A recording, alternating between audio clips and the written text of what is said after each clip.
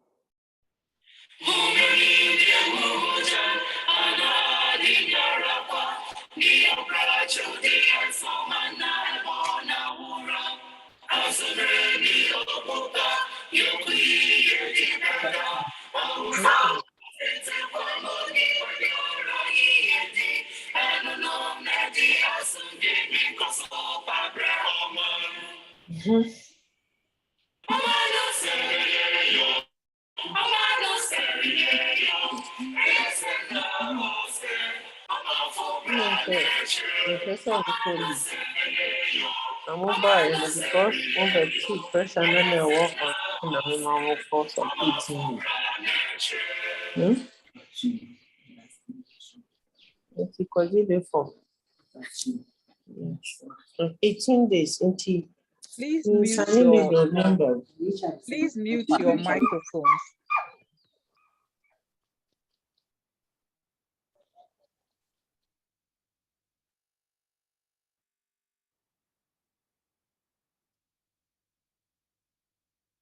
Let me take this opportunity to express my gratitude to the Institute of African Studies for inviting me to give this lecture as part of the monthly seminar series, but more importantly, to mark the 122nd birthday anniversary celebration of Tata Amu that fell on Monday, 13 September. I would also like to take this opportunity to thank the Board of Trustees of the Ephraim Amu Foundation for their honor done me by proposing that I give this lecture, and for the support and the encouragement that they've given me up to this point in time. At the 12th Ephraim Amu Memorial Lecture, Madam Chairperson, and this was held under the auspices of the Ghana Academy of Arts and Sciences, the eminent Ghanaian poet and professor of literature, Kofi Anyidoho, suggested that Ephraim Amu's younger asase was subversive of British colonial hegemony, most probably because it was intended to be sung on Empire Day. Yenga Asase was originally composed in Ewe, the Peki dialect, in 1929 by Dr. Ephraim Amu in response to requests from one of his former pupils who was then teaching in the primary school. According to Dr. Amu, the teacher wanted something African to celebrate Empire Day, a day on which the British national anthem, God Save the Queen, was sung by all subject peoples of the British Empire, including the Gold Coast, which until 1957 was a British colony. It is difficult to tell whether Dr. Amu's pupil, who made this request at the time, sought to undermine British colonial hegemony as suggested by Professor Anyidoho. What is clear though, is that the unintended consequences of the requests and the composition of the song subsequently continue to reverberate with overtones that question not only the legitimacy of empire builders who continue to exercise their influence in the post-colonial era, but also the actions and inactions of state actors politicians and governments that took over the reins of power from the colonial masters. As will be demonstrated in this lecture, yigbã asase has relevance for the governed as well, and the way they conduct themselves, since the building of a nation state devolves not only on the state apparatus, but also on the citizens. The lecture is in two main sections. The first part focuses on some helpful background notes, a literary appreciation of the lyrics, and discusses difficulties with respect to translation. In the second part, Madam Chairperson, I discuss the implications for patriotism and the building of a nation state. I then conclude with reflections of some perennial issues. Now, some helpful background notes. As I've already intimated, the original composition of yigbã asase was in the Peki dialect of the Ewe language. Apart from the Ewe version and the tree translation that he did himself, Tata Amu was not comfortable with other translations that came later, as if he knew what was going to happen. Translations into other Ghanaian languages have been problematic. A section of the Ga translation is a case in point. Whereas in line 6 of the song, Dr. Amu suggests quite clearly that it is the negative lifestyles and values that he describes graphically as inimdeɛ ntranso nkotukrani ɛne mpɛsɛmekuminya, that is too much knowledge, cunning, and selfishness have destroyed our land. The Ga translation renders this positively, differently, in a positive sense. It is knowledge and self-love that are capable of redeeming our land. The negative attitudes Dr. Amu drew attention to are thus lost in the translation. Yigbã asase probably became popular when the Ghana Broadcasting Corporation decided to use it as the last item for their programs. It is recognized by many as the unofficial national anthem of Ghana.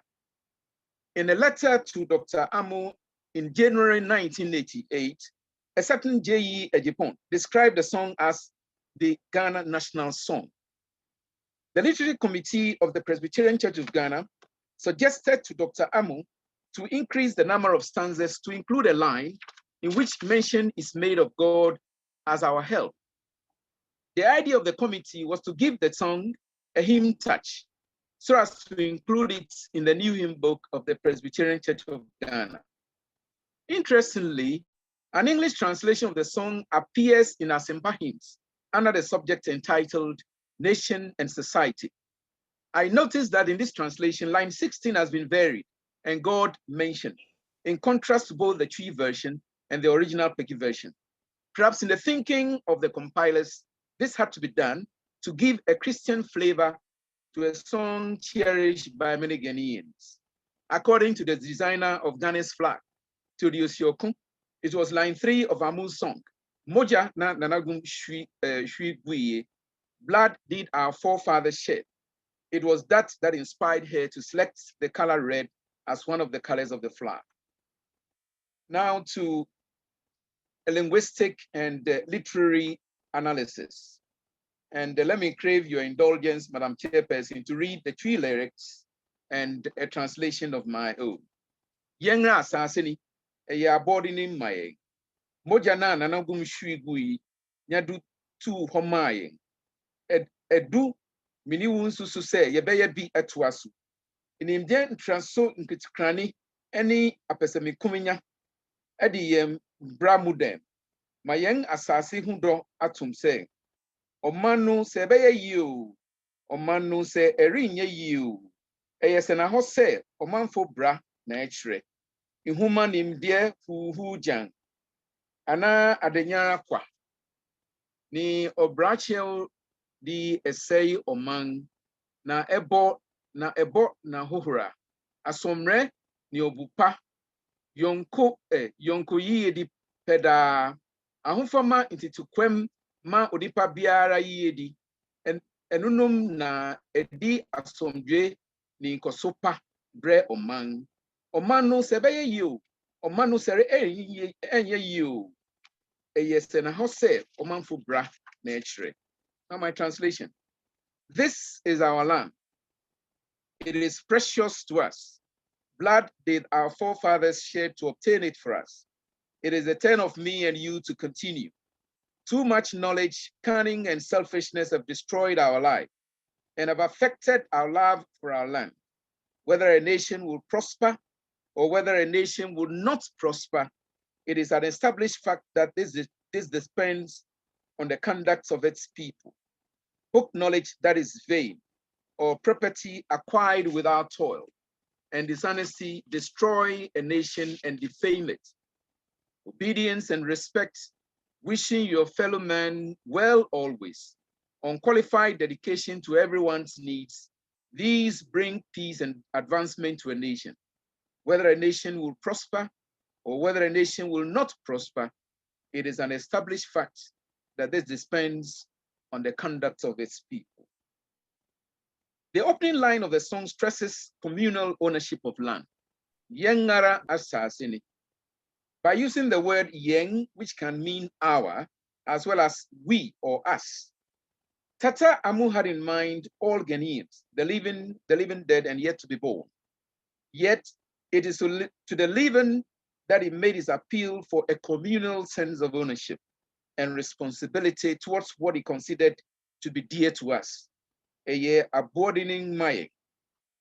The living hold the land in trust for and on behalf of the living dead and the yet to be born.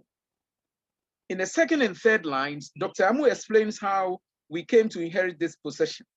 Moja na nanagum shigu nyadi tu ho maye. It was obtained through the blood that our ancestors or forefathers shed for us. As I've already mentioned, it was this idea that inspired the selection of red as one of the colors of the national flag of Ghana, intended to symbolize the blood of our fathers.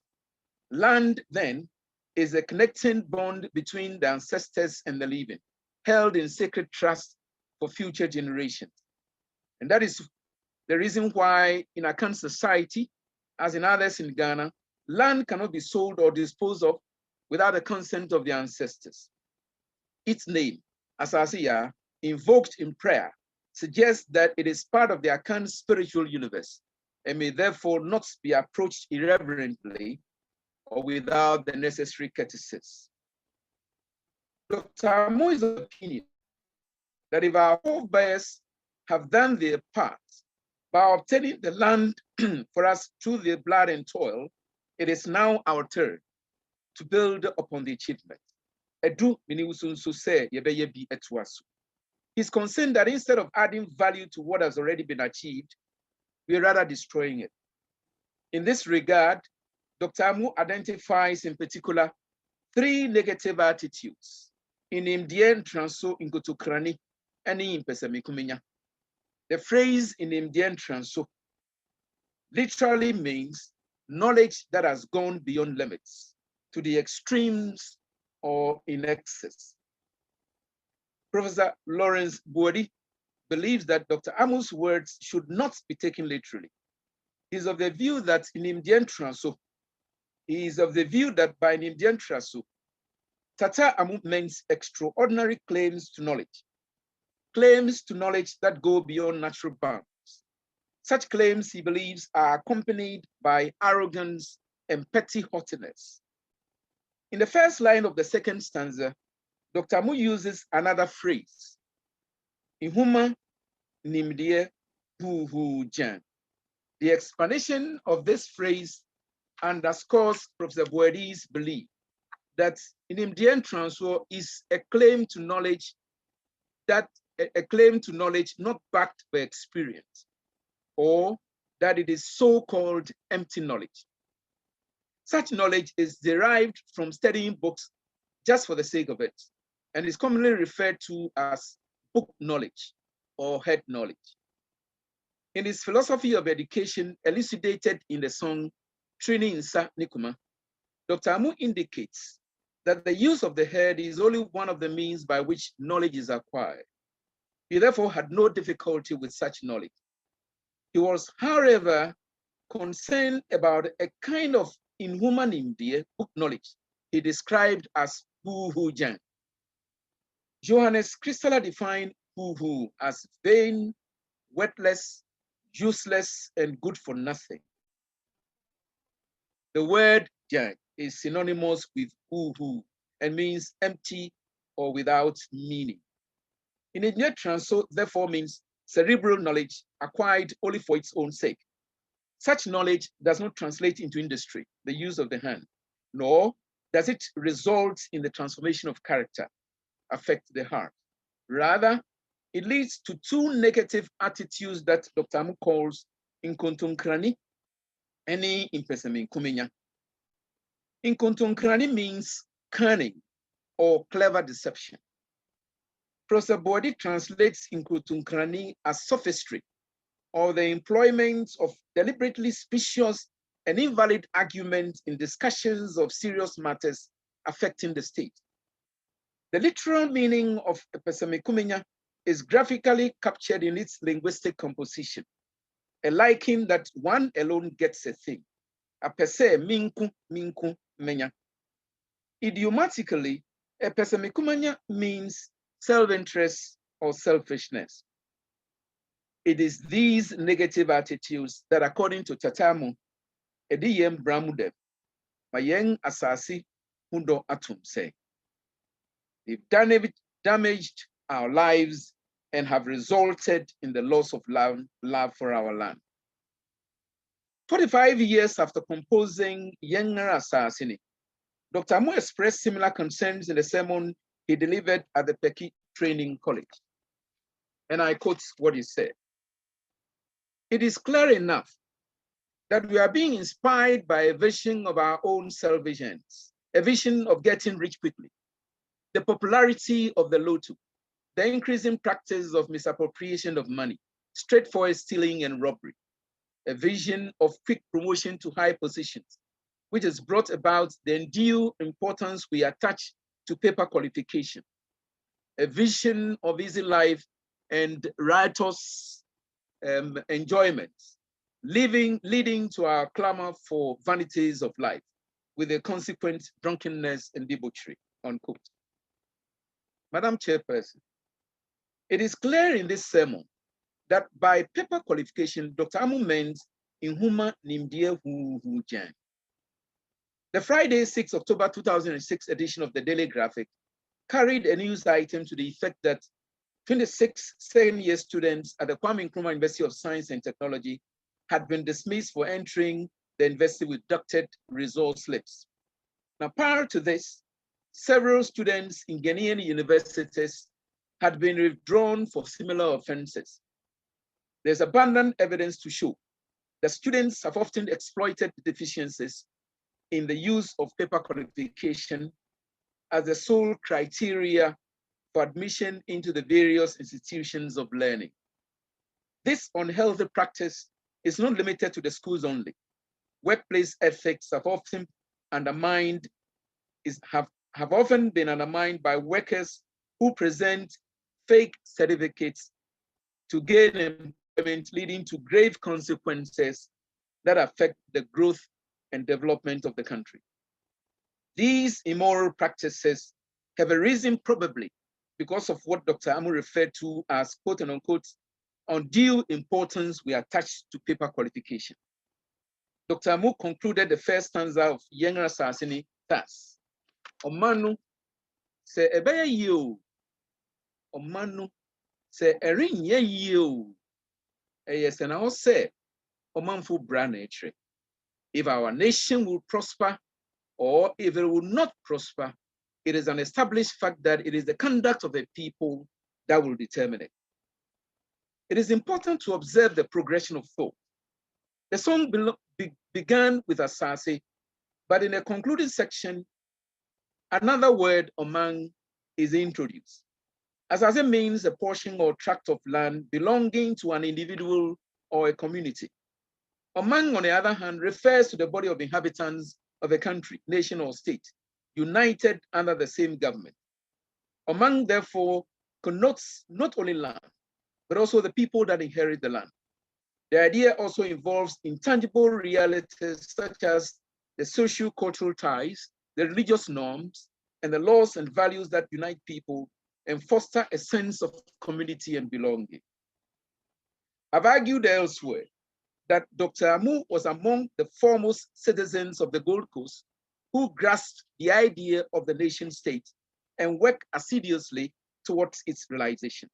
The idea is encapsulated in an interview he granted to the media units of the Institute of African Studies of the University of Ghana, Lagos. And I quote what he said.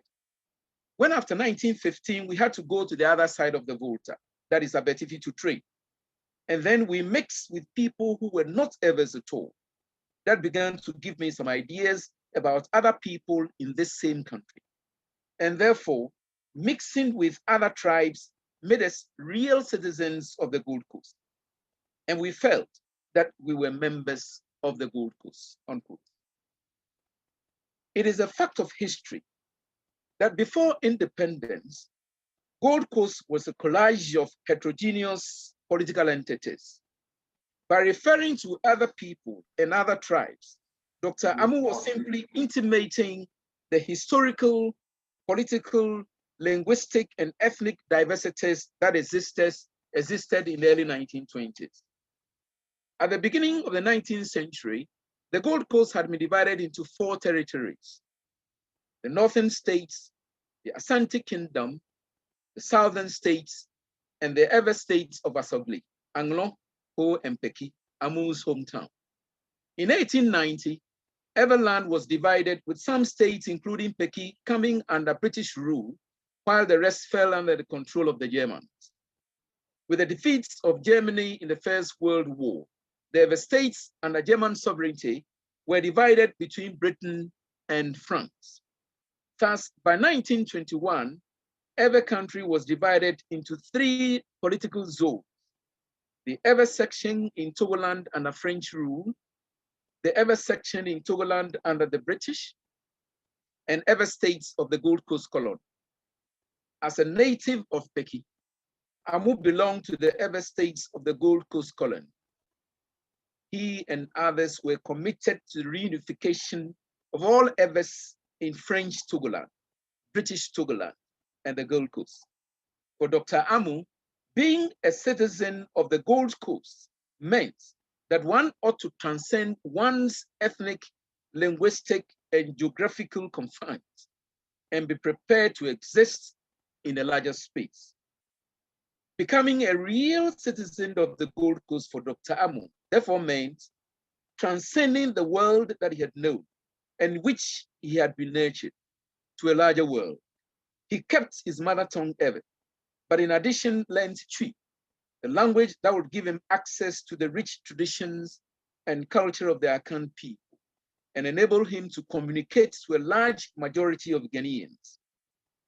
By fraternizing with his Akan gang and other neighbors and thereby sharing in their worlds, Dr. Amu's horizon was broadened. As a result, he became richer and his humanity was enlarged to the extent that it could be described by Mr. P.V. Obeng as, quote unquote, the national institution. The Oman, which eventually became the Gold Coast, was a project that Dr. Amu invested in. It is not surprising, therefore, that throughout his entire life, he was concerned about its well-being and its survival. Dr. Amu calls us in this song to continue to foster the idea of unity and build upon the initiatives he and other like-minded citizens embarked upon in the early 1920s, lest we take this for granted. And the reason we should not rest on our oars is because there are lessons to learn from failed states in Africa and the rest of the world. In his epic novel, The Open Sore of a Continent, a personal narrative of the Nigerian crisis, the Nobel laureate, Professor Wole Soyinka, goes to some length to deliberate on the issues. A summary of the book calls attention to some searching and incisive questions that demand attention. And I quote, "In a world tormented by devastation from Bosnia to Rwanda, how do we define Oman, a nation? Is it simply a condition of the collective mind, a passive, unquestioned habits of cohabitation? Or is what we think of a nation a rigorous conclusion that derives from history? Is it geography? Or is it a bond that transcends accidents of mountain, river, and valley? How do these varying definitions of nationhood impact the people who live under them? Unquote. If the recent activities of the separatist group in Western Togoland and their call for secession from Ghana is anything to go by, then we need to work harder than before in turning asase, a mere geographic landmass, into a nation which the bonds of unity are secure and the rights and privileges of all her inhabitants are guaranteed. According to Dr. Amu, whether Oman will prosper or not, Omanfo Bra nature is shown by the conduct of the people. It is the manner of life, behavior, or conduct of the people that guarantees the welfare of the nation state. This, for Tatamu, is a sem-a, literally a fact or a matter that is self-evident.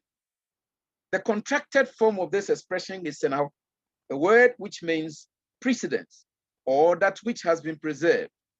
Senaho, therefore, means an established or self-evident truth. Dr. Amu's statement say Oman beya senaho se Omanfo Bra nature. Whether a nation progresses or not depends on the conduct of its citizens is thus axiomatic. 16 years before Dr. Amu wrote Yenga Asase, concern had been expressed regarding destructive elements and lifestyles in the society. In his book entitled Bredu, The Time is at Hand, J.J. Adai identified Obrapa as the first medicine for correcting deviant social behaviors. He writes, and I quote, Missy, Edrua Edikain a Esengatashwi ni Obrapa. Obrapa become one sem Namjisha say, Min Kromfo pe echiquan ni Obra Esaiti Boni, anyhow, Epesemikuminya, a yimnum mu biara ma Oman Kosupa. Na esiu adepa biara kwan. Meaning say saa boni ahoro yi na ma yentumi nko ye enemi no. My translation. I'm of the opinion that the first medicine, which is to be preferred to a quick working medicine, is good conduct. The good conduct I refer to, and which my people to desire and long for, is good conduct that destroys evil intentions, laziness, selfishness. These negative lifestyles undermine the progress of a nation and obstruct the path of anything that is good.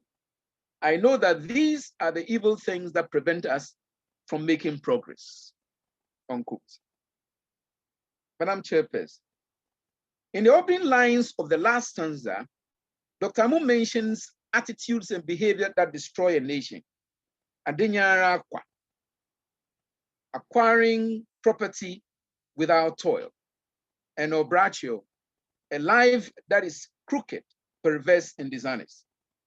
In a sermon he preached at the College of Technology, Kumasi, now KNUST, at the dawn of Ghana's independence in 1957, Dr. Amu bemoaned some of these negative behavioral tendencies, and I quote what he said.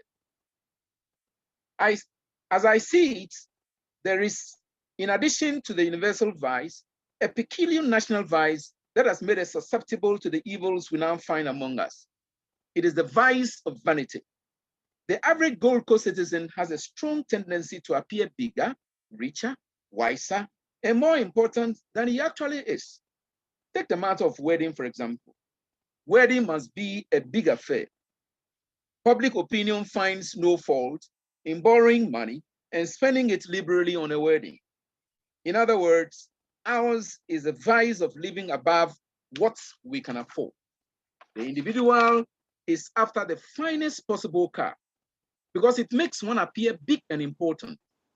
A recent visitor in this country expressed his utter surprised at the way he saw some of our ministers of the government descend the steps of their ministries and move towards their cars with the messenger carrying the attaché case and someone else in uniform, opening the door of the car, standing to attention, and so on and so forth. We find this tendency crystallized in the popular dance song, Jaguar, Bintu, Fritchfu, Nume Wasumo, unquote. In contrast, lifestyles considered necessary for the peace and progress of a nation are also mentioned in Younger Assassini, as Womere, literally soft ears, Obupa, good respect, Yonko Yedi Peda, wishing prosperity always to one's neighbor or friend, and Anfuma Intitukwema Unipa Biara Yedi, an unqualified self-sacrifice in order to serve the needs of everyone. Madam Chairperson, I will now conclude with reflections on some perennial issues. I've identified for our reflections a couple of perennial issues that are of relevance for the contemporary period, since I'm of the view that Dr. Amu's musings of the early 1920s, which culminated in the composition of Younger Assassini, have ramifications for nation building in the 21st century. These issues are as follows. One, appropriation and utilization of land. Two, education and character formation. So appropriation and utilization of land.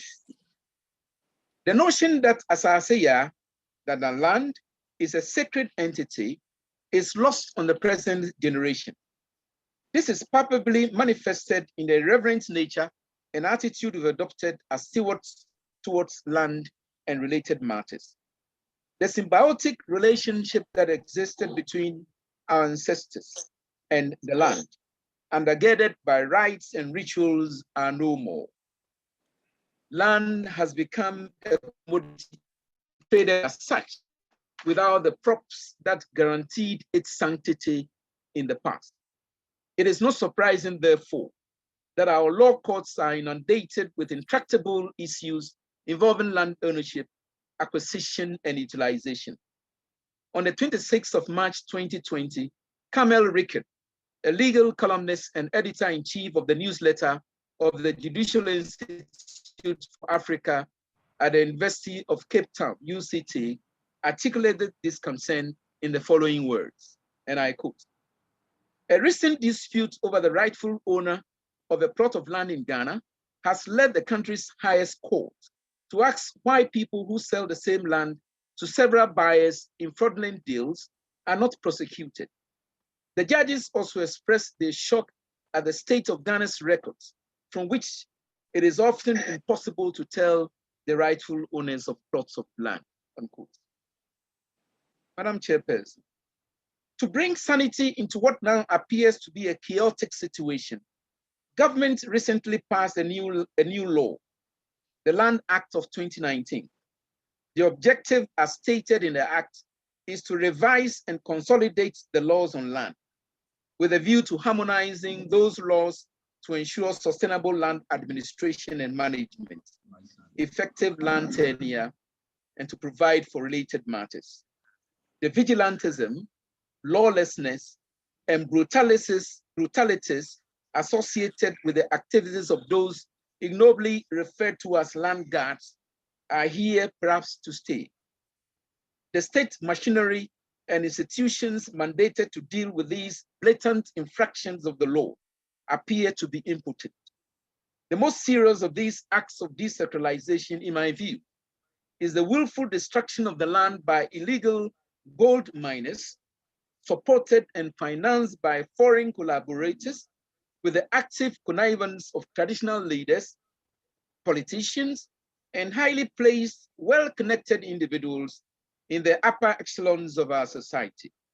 We look on helplessly while our freshwater bodies are polluted with careless abandon, and the soil and vegetation that support our livelihood are destroyed in exchange of a commodity, although not edible, is rated as precious.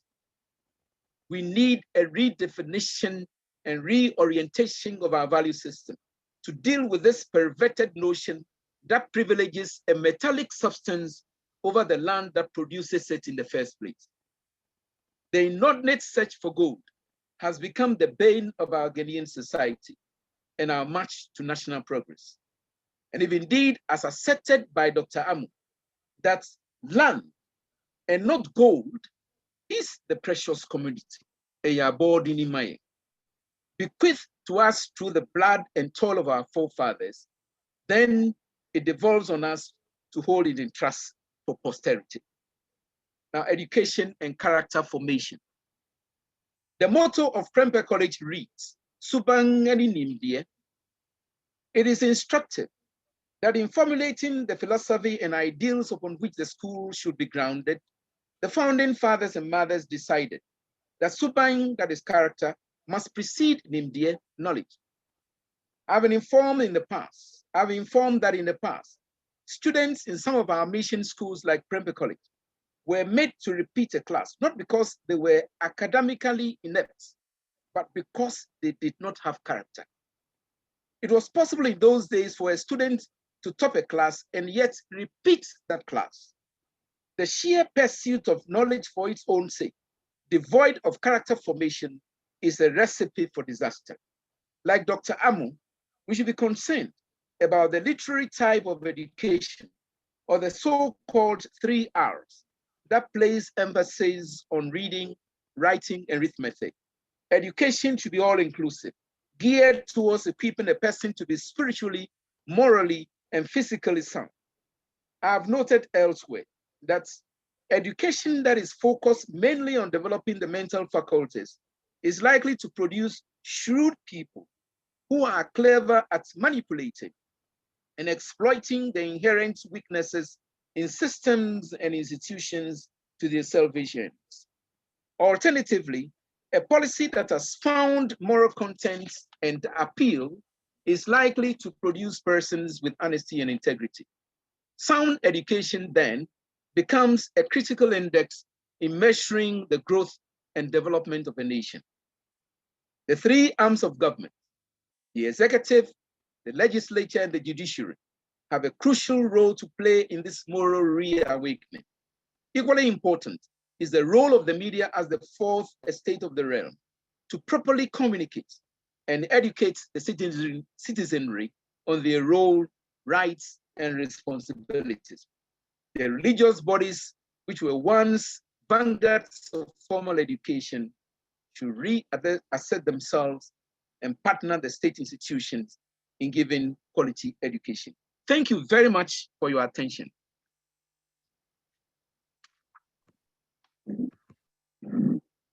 Thank you very much, Professor Lai. This was, I mean, I was waiting for more, actually. You really got me thinking, and also filled in a lot of gaps with respect to this amazing song that has been left to us and which continues to reverberate in our lives. We will be having a question and answer session later, so everybody should hold on to their questions or comments. But to lead us into this, we are going to have the opinions of our discussant. Our discussant is Professor Daniel Kojo Avogbedo, who is currently Associate Professor under post-retirement contract with teaching and research activities in the School of Performing Arts and the Institute of African Studies. He's a former president of the Midwest chapter of the Society for Ethnomusicology in the USA and helped to establish the ethnomusicology program and African diaspora concentration tracks at The Ohio State University, Columbus, USA. He's currently regional representative of the International Council for Traditional Music and also the chair of the Yakunst Prize Committee of the Society for Ethnomusicology. Professor Avogbedo's previous research grants include the H.F. Guggenheim Vinagren Lilly Endowment, the University of Ghana, and the National Endowment for the Humanities. Current researches include visualizing music, musicalizing the visual, study of 5 contemporary Ghanaian visual artists, urban social dynamics, soundscapes, and challenges of performing ethnicity, the case of the Anglo Ewe, localizing performance cultures in contemporary Ghana, contributions of Alliance Française. I don't even dare to go into the number and range of Professor Avogbedo's publications in so many very, very highly rated international journals. And I have the privilege of listening to him every week in the second semester as we work on the area of performance. I'm sure that his comments are going to be extremely thought-provoking. So may I now invite Professor Avogbedo to make his comments. Thank you very much, Professor Sutherland. Can everyone hear me? Yes. Yes, we can. Yes, we can hear you. Yeah. Okay, I think somebody is sharing his screen, which covered my. Someone is sharing a screen. We can hear you, but we can't see you. Yes, could we be helped with this, Chika? Yes, I'm trying to find who is sharing the screen. Yeah, somebody is sharing the screen, so it covers my face. The host can block everyone. The host should be able to block everyone. You need permission to share screen. Please block all of us. Thank you.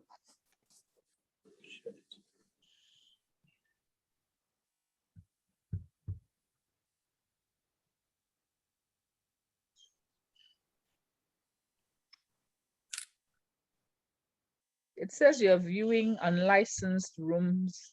Right, right. Are we being hacked or something exciting like that?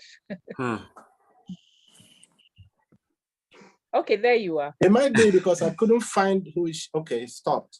Yeah. Okay. Thank you again, Professor Sutherland, for that nice introduction. I have only 10 minutes and I'll actually vow to be within those time limits.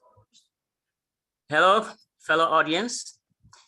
It is my pleasure to share with you some very brief personal reflections, which are embedded with some suggestions and sources that will complement and thus encourage deeper or extended appreciation of Professor Lai's lecture.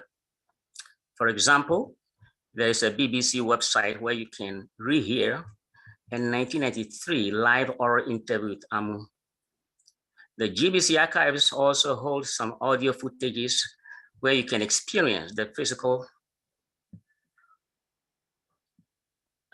I'm sorry, the screen sharing is popping again. It's back, but please go ahead. We can see you in. But I need my screen. Oh, I see. Okay.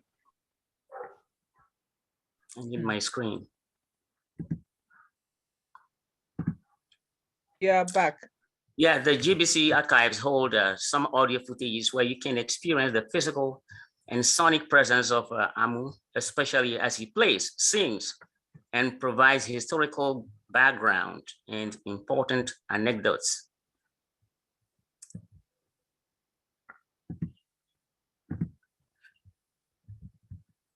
Surely, I'm sorry, the screen is still coming up. Can we block the person titled unlicensed? Yes, I've removed the person. Please, let's I've address the removed chair. the person Please from the room. mute your microphones. Chika, just mute Esther. everybody. Mute. Chika, mute everybody. Yeah. Esther, please.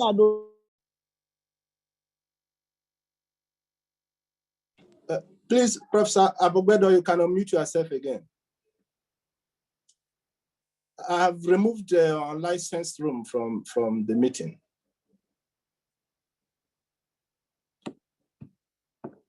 Professor Abogbedo, are you there? Hello? Yes, muted. can you hear me? Yeah, sorry. Please, you can unmute now. I have removed the offending Right, person. you can hear me now, right? Great. So I'm talking about the resources. GBC Archives also holds some audio footages where you can experience the physical and sonic presence of Amu, especially as he plays, sings, and provides historical background and important anecdotes. Surely, Amu is his own interpreter, and he will remain so beyond the grave. Can you hear me? So? Yes, Hello? Yes, Professor. Yes, Prof, we can hear you. Great. Allowed. Yeah, we also have individual scholars and archivists such as Professor Gau, who has written much on Amu, including a very significant personal interview with Amu in Peki. We should also remember an important ongoing project devoted to the compilation and editing with critical notes of Amu's opera Omnia, and that is all of his compositions in one place. In this case, I acknowledge Professor Gau. Is he in the audience? You can, wave to us. Are you there, Professor Gau? I'm here, yes. Thank you very much. And is Felicia Sanwell there in the audience? I am. Yeah, thank you. So Felicia is the one working on the new project right now, Amu's works. Okay. Now I mentioned these sources and resources mainly because they seek to get very close to, or at least approximate Amu as an embodiment and significant repository of knowledge, wisdom, and as an example par excellence of what we now describe as intangible and intangible cultural heritage. In fact, as exemplified in Professor Lai's hermeneutic phenomenological readings of Amu, but situated in relevant colonial and post-colonial histories, Amu's lifetime advocacy for unity among all peoples go far beyond what is suggested or recorded in his song text. For example, it would be very appropriate to emulate examples from Korea and Japan, and that is to identify and recognize certain individuals as human cultural assets, or what is properly known as living national treasures.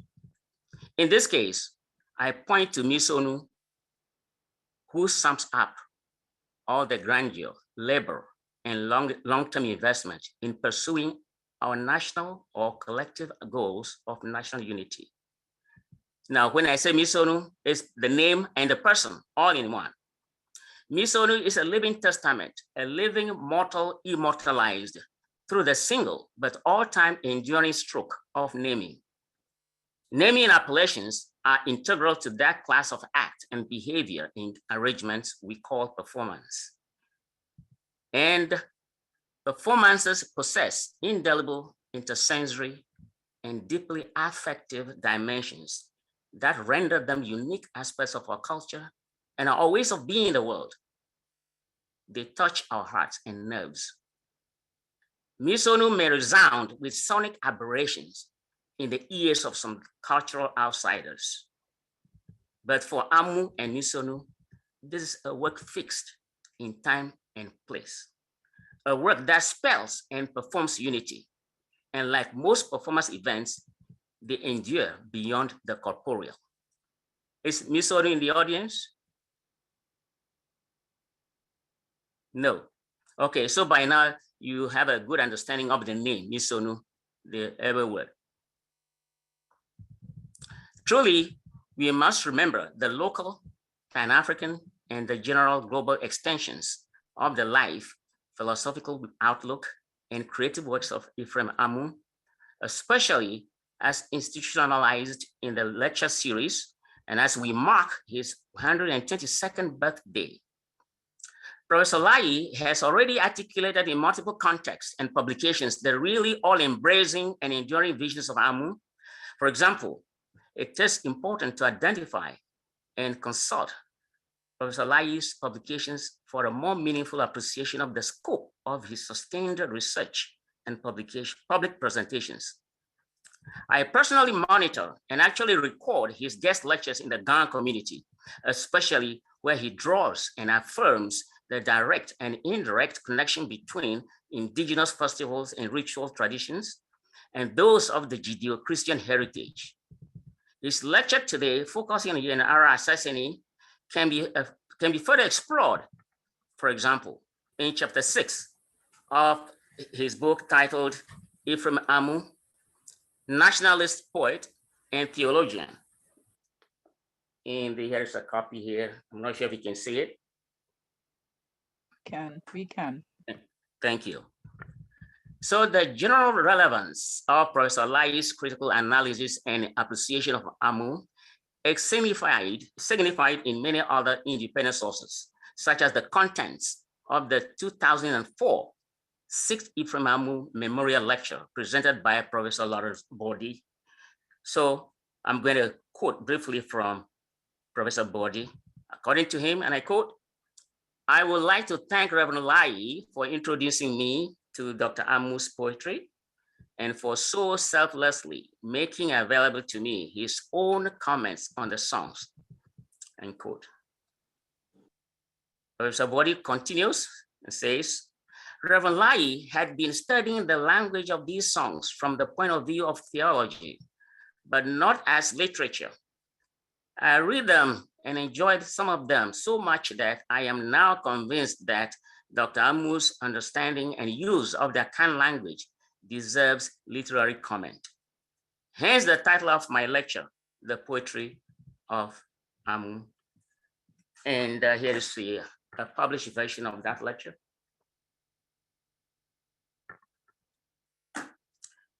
Now, at this point, the one question I have is for us all. With Professor Lai's lecture just delivered, I wonder how many of you are able to uphold Professor Body's conclusion that Reverend Lai had been studying the language of these songs from the point of view of theology, but not as literature.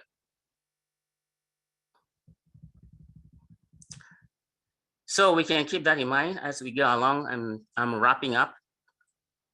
There are several issues raised by Honorable Speaker, Reverend Professor Lai, and some of them engage issues we are currently dealing with, such as decolonizing languages, campus practices such as plagiarism and academic dishonesty, and at length, issues of polygamy, cohabitation to some extent.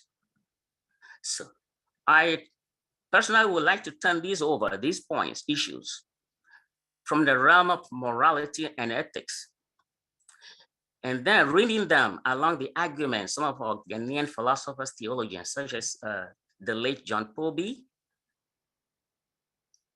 Professor Kwasi Wiredu, Professor Jeche, and for some of them, especially Kwasi Wiredu, the idea of languages, retranslating our language in different our text, our thoughts into many local languages is a way of freeing ourselves from the bondage in the colonial past.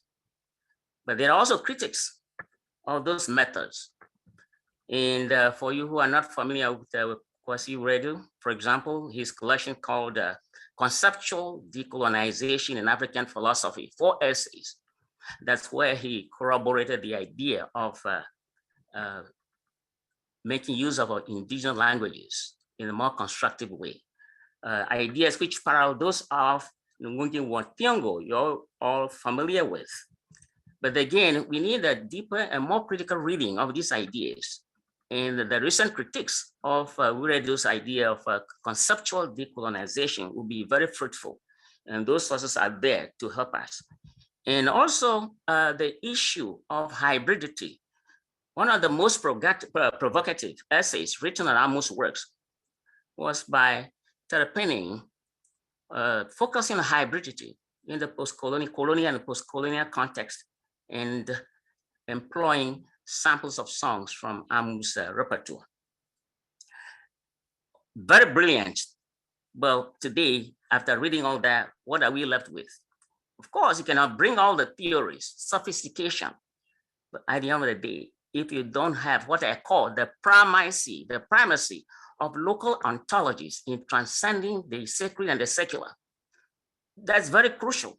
If you have a good understanding of that, the issue of hybridity becomes moot. The idea of whether God is mentioned in the Yenara asase or not, and why they had to put it back somewhere else, it's about this encounter, the continuum of the sacred and the secular, which informs much of African indigenous religion and spirituality. And again, I've spoken about some of that in my earlier talk somewhere else. And quickly, the idea of nationhood, patriotism, again, they are not new in the Ghanaian context. You can go back to the early 19th century. There was a movement called romantic nationalism. People are collecting folk songs, especially as championed by Godfrey von Herder. These are very important examples that we do have precedents from which we can work our own versions in terms of identity and progress. Or the Finland, even in China, there was a Bureau of Music. They were censoring, collecting, sensing sentiments of the people as expressed through their folk song. So in a way, we are living in a global world right now. We are not an island. So whatever we identify, appreciate, today we can even build upon it if we're able to situate these examples in a larger world context. And I just want to close by calling on you all to join us in revising, reliving, reappraising, and ultimately building on the monument and enduring legacies of Amu. Thank you. Thank you ever so much, Professor Avogbedo. You certainly, have broadened our perspectives on how to even take what Reverend Professor Lai has said, and it's made the whole thing extremely exciting. And I'm sure that many people have questions to ask or comments to make. But before we go there, Prof. Avogbedo, before you go off, people are asking where they can buy the books. Can you say something about which that? book? I mean, both of them. Both books. Oh, okay. So, I'm a book hunter. So whatever I come across, when on campus. But these two I bought at the university bookshop. Okay. Thank you Yes. ever so much. Thank you very much. Thank Okay. you. Sure. All right. So the floor is open. We'll take as many questions as we can. Please raise your hand. There's an icon for reactions, and you can raise your hand through that. Let's get going on a conversation. The floor is open. Chika, do you see the hands? No, there are no hands just yet. There are no hands just yet. Okay. All right. Yes, Mr. Wellington, please.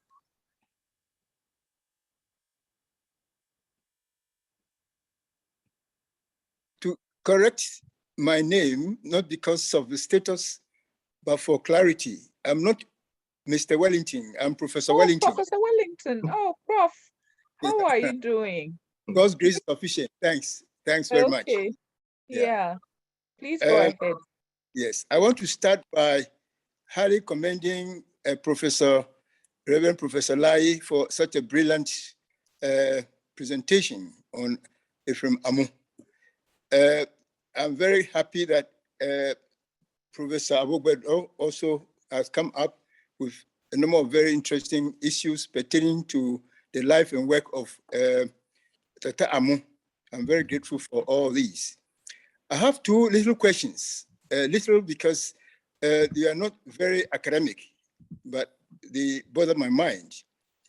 The first has to do with the information Professor Lai gave us about the attempt of the Presbyterian Church to Christianize, as it were, young Ara asase.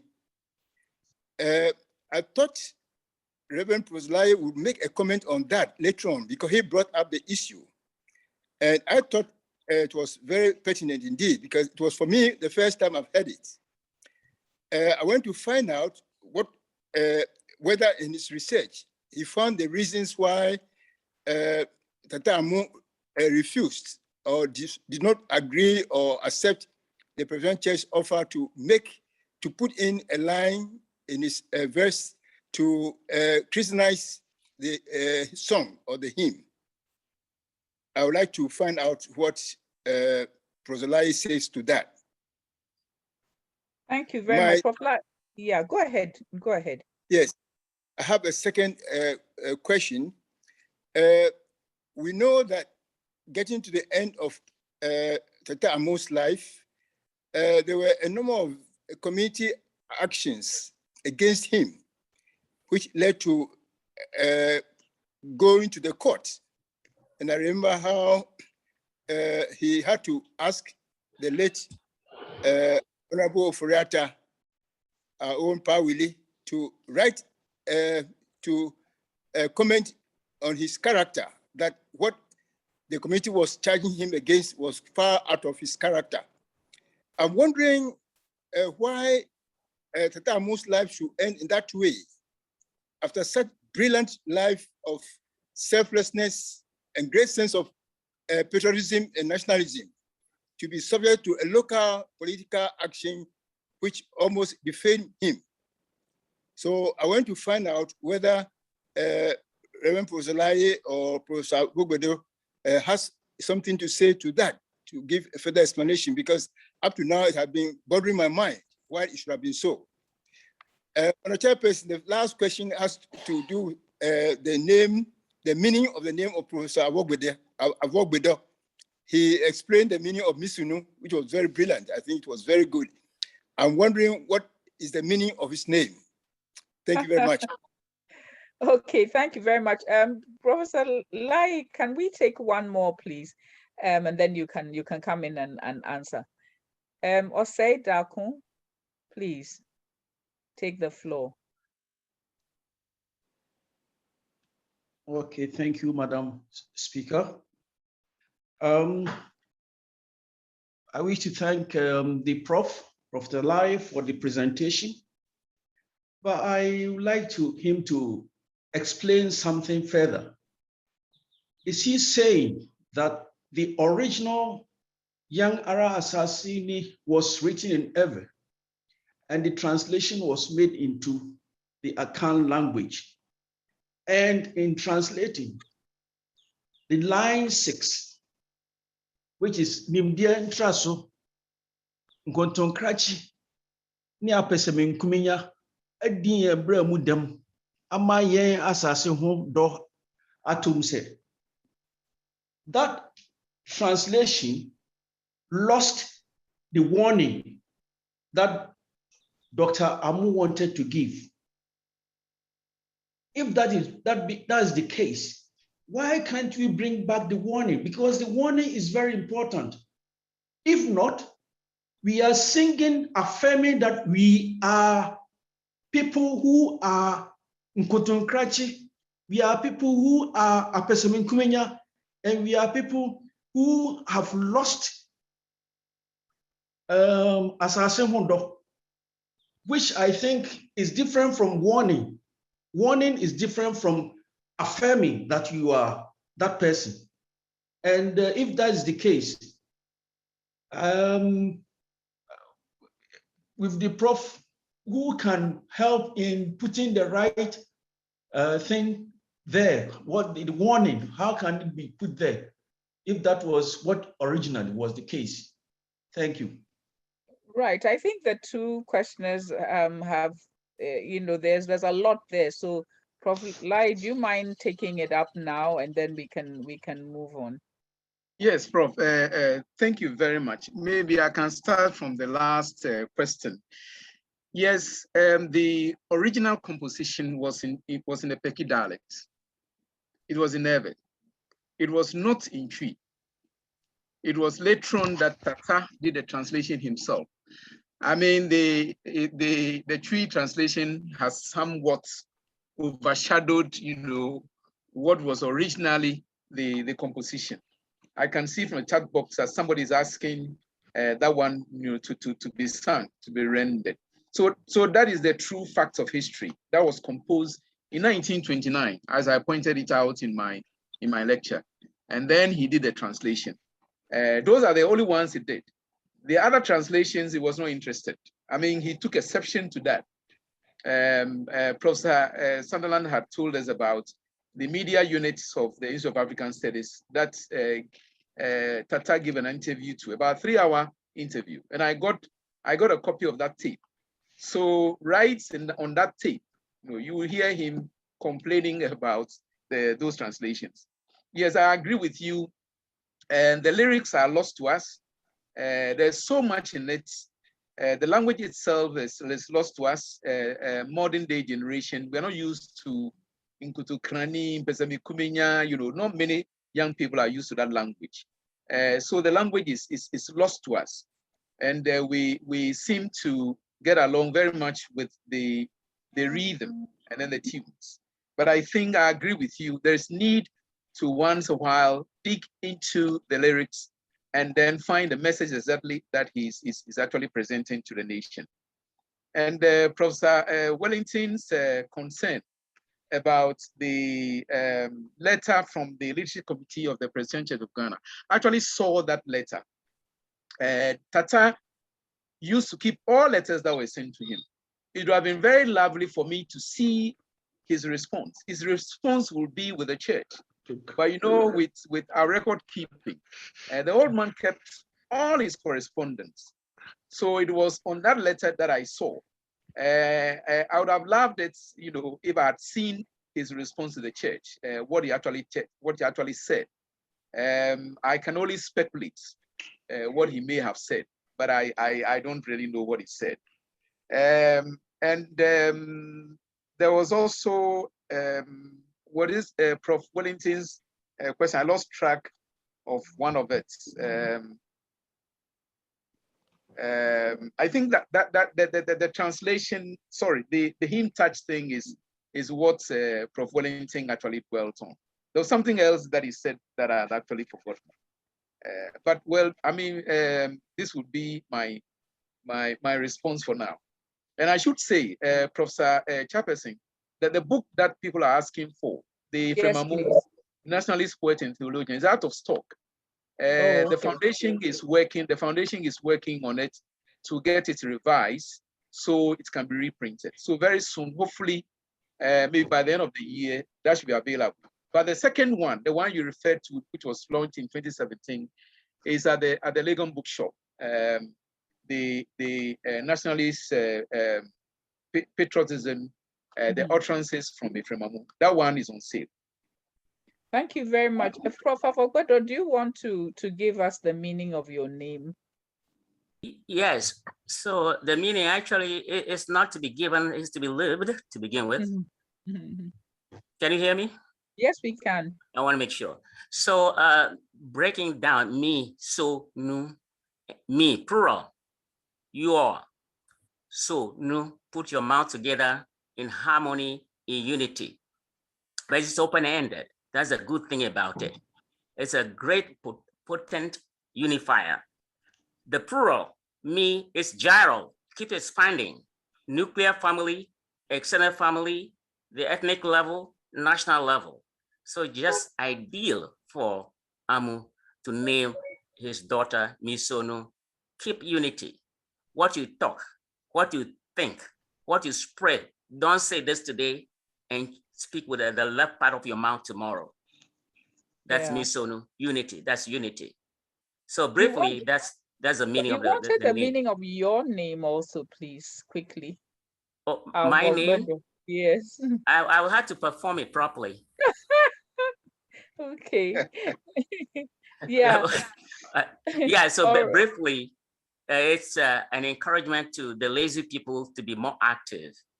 I mean, there's a gender dimension to it, but I don't want to go there because you don't have the background to understand it. All So right. basically, it's an thank you. encouragement to be hardworking and not only interested in what you can eat. Okay, Professor Lai, the question, you know, pertaining to of the virtual vilification. Oh yes, Yeah, yes. of Tata, yeah. Yes, that's what I missed.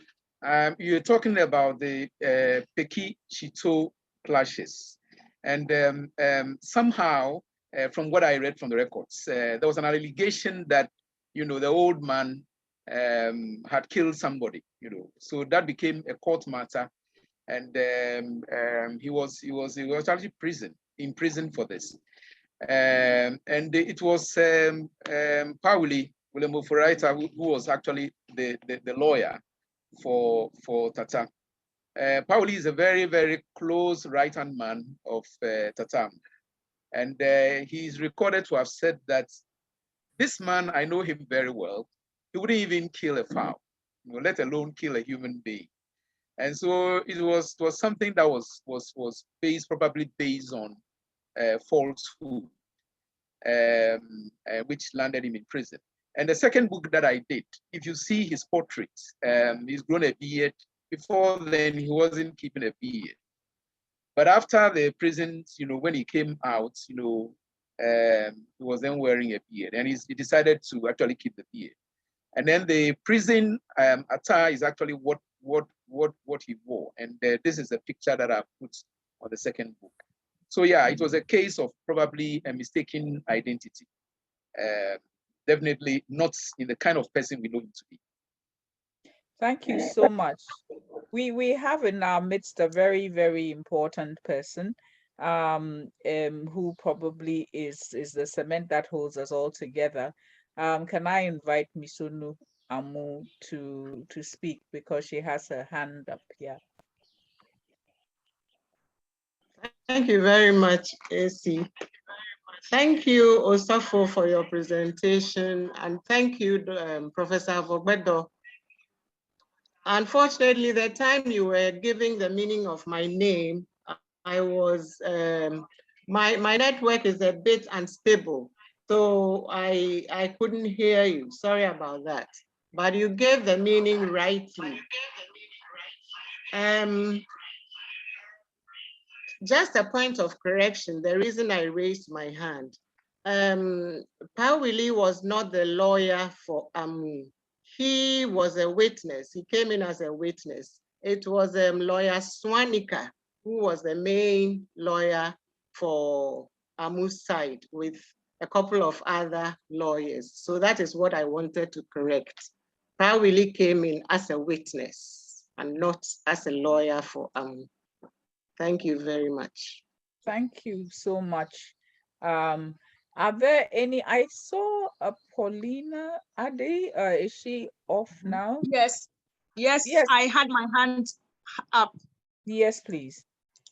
Yes, thank you very much. Mine was just a simple one. I wanted to find out, because this session has been so full of insights, and if there'll be an opportunity for the youth to also benefit, because I think it will go a long way for character transformation, and I think we should pay attention to the youth. They are very many, and we could reach out to them with such important messages and even the in-depths that have been shared. Thank you very much.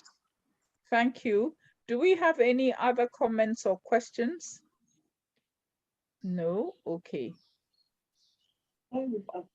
Sorry? Is there somebody saying something? I have one. Okay. Professor Doh, yes. Thank you.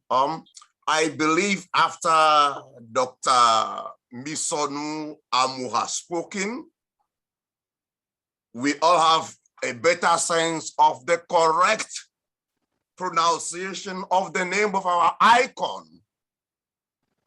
we need to educate the public as to how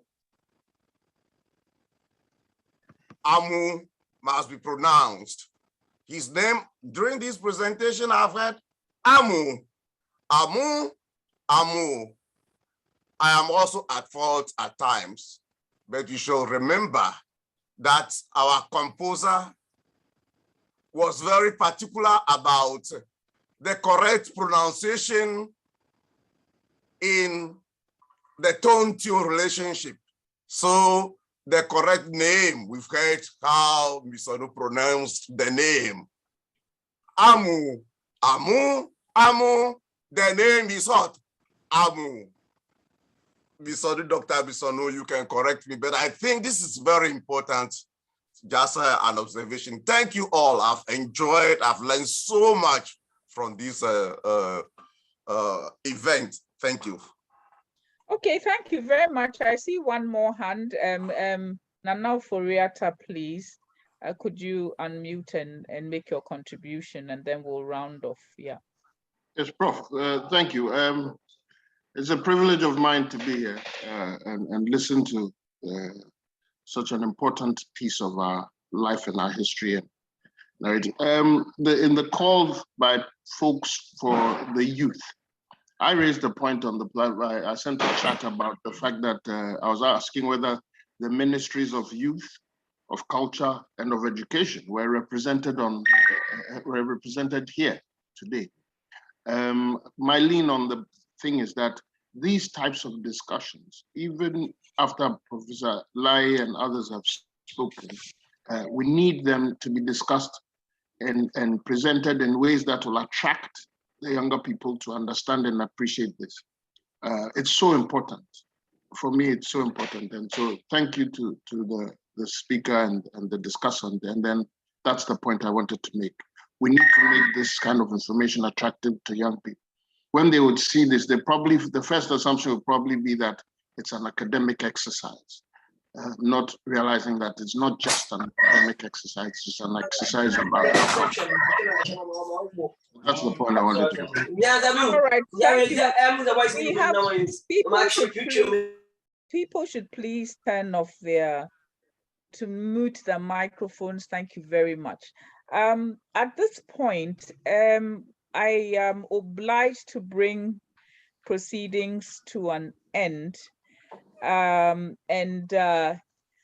say obliged because I'm sure that all of you could do with a little bit more of this discussion. Professor Sutherland, before you do that, a lot of people missed the Amu's songs at the beginning. Yes. Because they joined in late. So we've agreed that after you finish your remarks, we'll have another 5 to 10 minutes where we can have some more songs. So please, if you may want to stay to listen to some of these songs before you leave. Thank you very much. Thank you very much. And we should all be thanking this gentleman, Kunu Dake, for all the work that he has done in collaborating with Dr. Mba and the Institute in bringing this event to us. I'm happy to say that at some point we were up to 230 persons, which is this is what ought to happen, and I'm very, very happy that people have made the time to be here and to participate.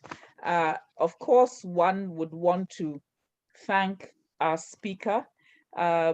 We want to thank Professor Lai, not only for giving us an insight into the lyrics, into the thinking that went into them, but also the lived experience of nationalism that Tata Amu set as an example, and the fact that he was very, very interested in ensuring that we keep our moral compass.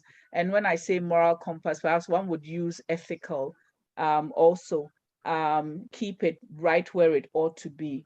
But what is most exciting, of course, for me, is making sure we understand the contemporary relevance, the thinking that went into the work that Tata Amu did. Now, the issues that were raised around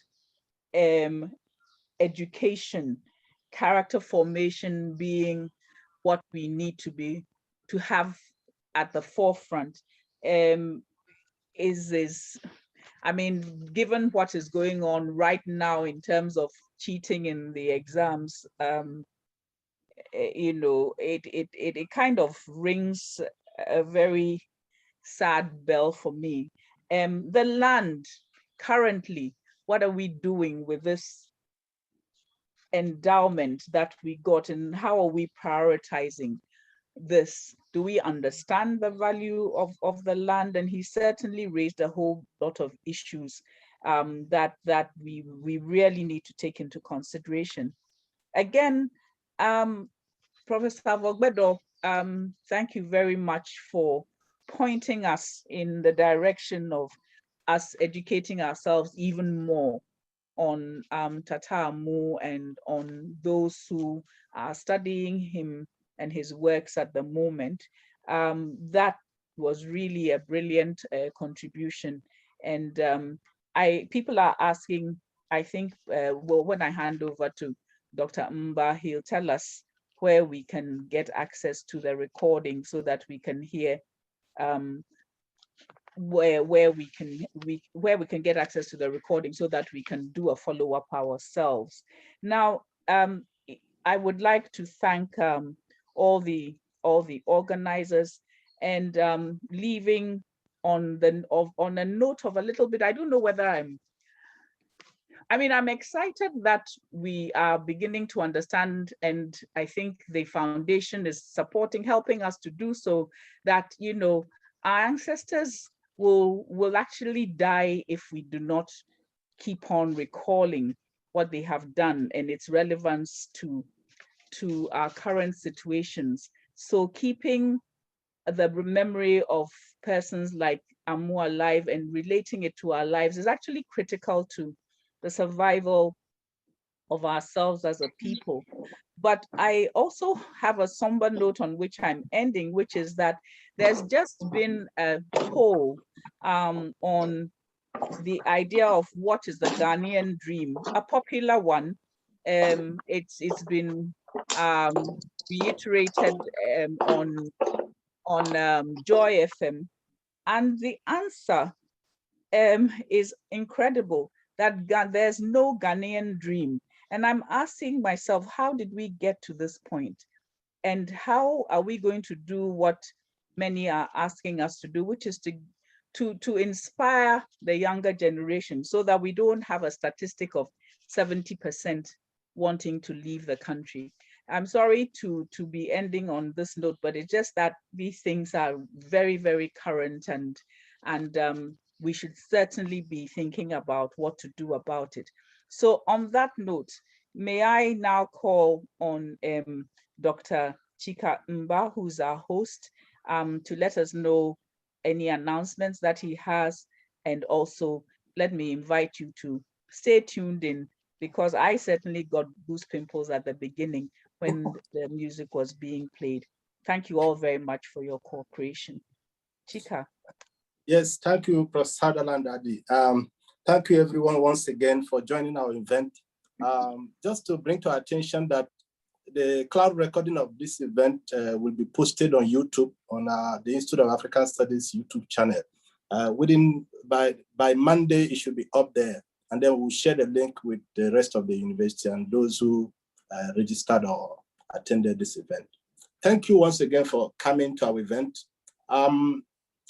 We will come back again with another interesting event on the 30th of this month. But in the interim, the Kwame Nkrumah Festival is ongoing. Kwame Nkrumah Festival being hosted again by the Institute. It started 2 days ago, and then it's ongoing till the end of next week. So do log on to www.kwamenkrumahfestival.com if you want to register for the event or participate or listen to any of the ongoing virtual events. Thank you once again for being part of this gathering. See you again. So if you want to, you can also unmute and say hello to people while the music is on.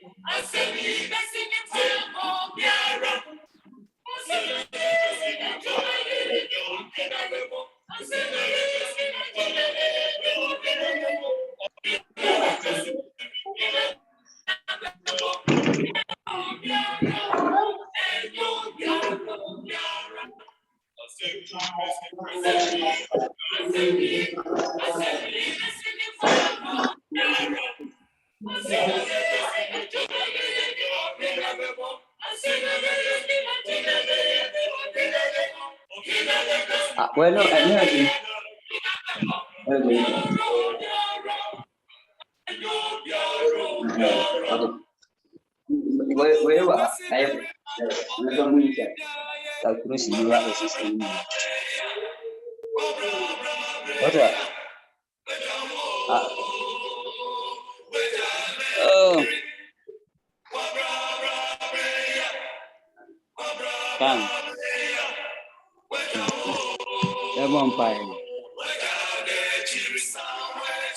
welcome back. Divided attention. Hello, I say what you put on coupon for almost my father other kind of country. Everyone part of them could be any what do you Hi.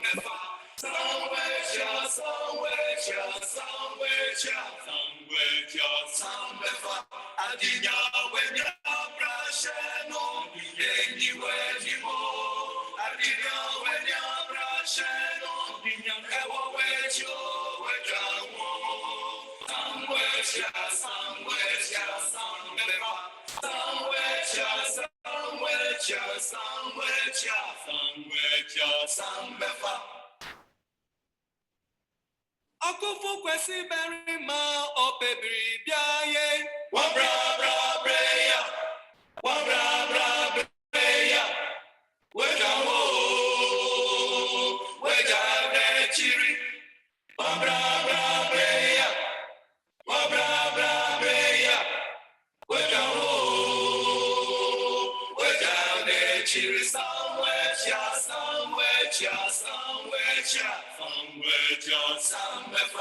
Nibia wenya brashano, anywhere anymore. Nibia wenya brashano, ewa wecho wejawo. Somewhere cha, somewhere cha, sombefa. Somewhere cha, somewhere cha, somewhere cha, somewhere cha, sombefa. Dina wenya brashano, anywhere anymore.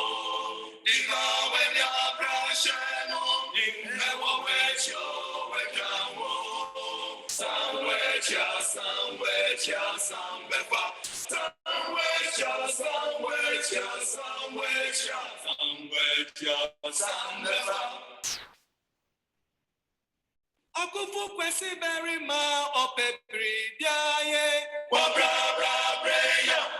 Wabra bra breya. Wejawo. Weja de chiri. Wabra bra breya. Wabra bra breya. Wejawo. Weja de chiri. Somewhere cha, somewhere cha, somewhere cha, somewhere cha, somewhere. Asuja weja brashano. Anywhere anymore. Asuja weja brashano. Ewa wecho wejawo. Somewhere cha, somewhere cha, somewhere. Somewhere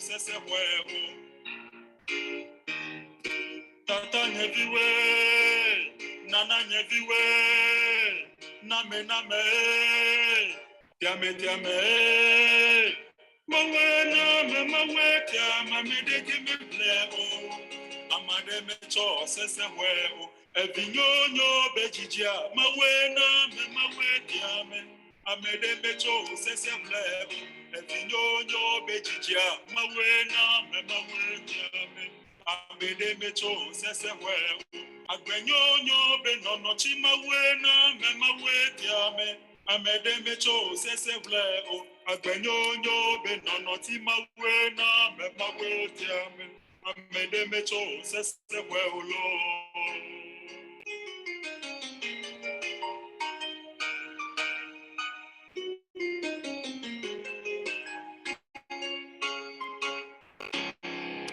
Yanum, everybody, yeah. Yanum, everybody, yeah. Assemble, assemble, assemble. Muntinia abela soy. Mununia abela soy. Yes, yo, yemo, yewawaniro. Amanyila require mo. Amanyila require mo. Yes, we are never come you. Yes, you are Munyansa, you. Yam, every yeah. Yam, every yeah.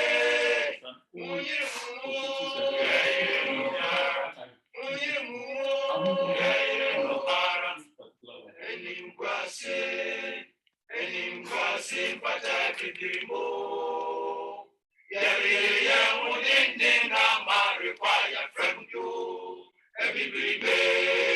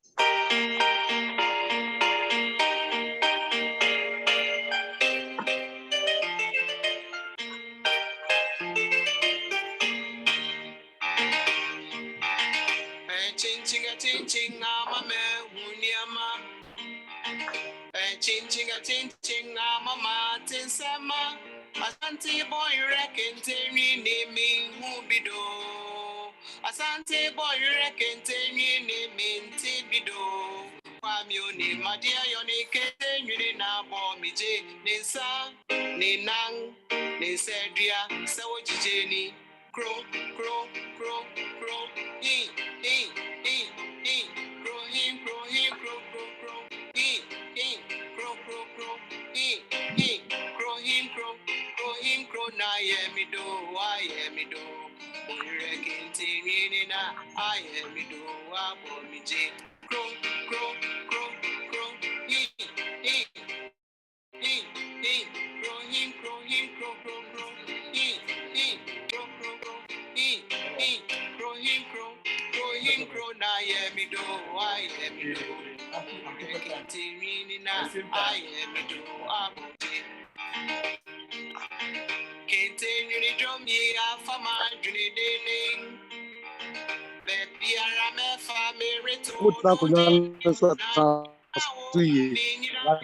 And transform my senior first time for you. Amewo ye won mama wo be treme so eno ni mo bo be family koi kosi any fi no pata me ara bisame manante se ose beba ediebe me say awo me osreni a me fia propon osren kunu ni nu na ma te se ne abowie kuro ye jedin wo kentenwini mu nti wo ja ye nkwan yi ma ba se mehwe ne amete no me nya me du kuro mu ho pe ofi a edikan a me du hu mu no mete na me ko hu ise opanyin kwa me onimade yori nwini kente eja kwa me onimade yoni kente dinga me nya me boy pe na dwom no de ne ho abehye crow crow crow crow he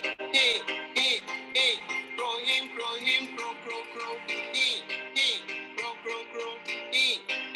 crow crow crow him crow na yemi do I yemi do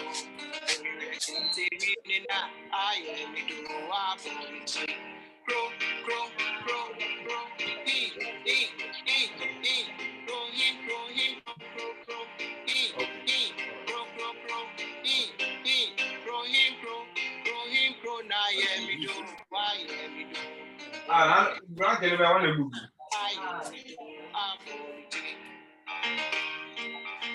Almas.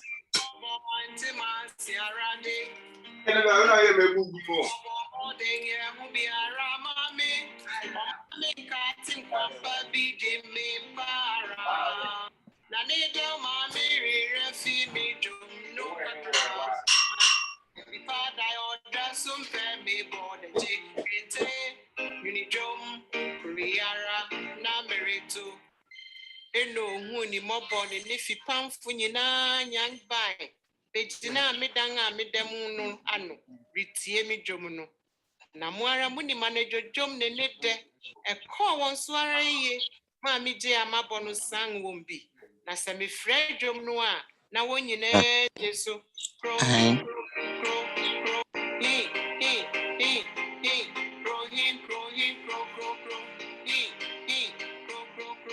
he crow him crow crow crow na yemi do I yemi do kinti na I yemi do aboje crow crow crow crow he crow crow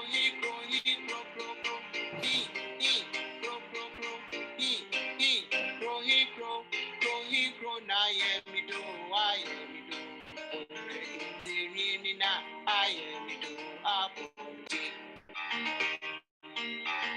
Mancha boyre hona misang me befie me jomni ani papi dana wopeti ma me ni JP seme nya bribi pariko na mi do fie pe me kwa him fia nantisibo rante ni mabane pa kramre wa ni mufra wo bai be boy unyinara betri miso misi nipa nkware bebo aho ofi biare mu ankotwe anka doa ena me hwe kom na mi se na nipa domi amane ebempo na se me bo won a ebeso won ani And the Edimi boy reckon to Muni Jomiara, a Huaraname de Mashishaso, now Chiaminestum, now Manfunine Jesu, Nefi ho, Ufa Cronum Benkum and Nifa, a prayer natoya, Ubeti, crow,